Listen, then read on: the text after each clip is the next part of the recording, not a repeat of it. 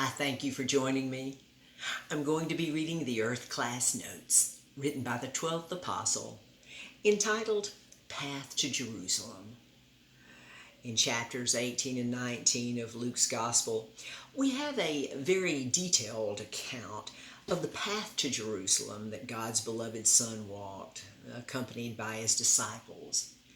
As Israel's true Messiah would enter the gates of the city, riding upon a young white stallion that no one had ever sat upon before. This colt without spot was comforted by the presence of its rider.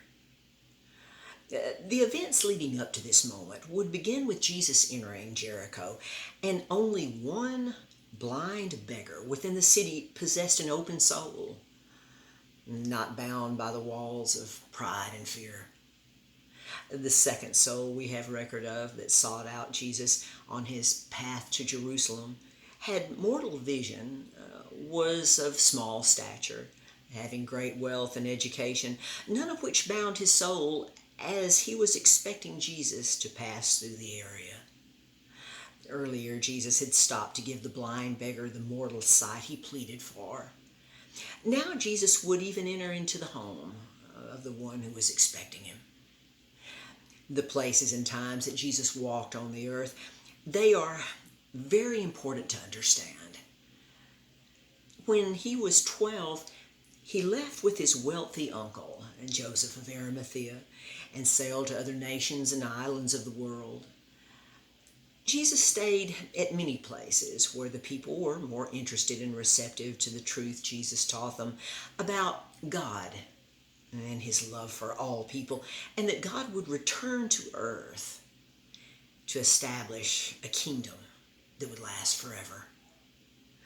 When Jesus was 40, he came back to Jerusalem, and from a non-discerning perspective, the return path to Jerusalem was a disaster for Jesus, even though his fame for preaching, teaching, and healing the sick preceded him, causing the religious leaders and Pharisees in Jerusalem to be terribly jealous of Jesus, accusing him of much evil.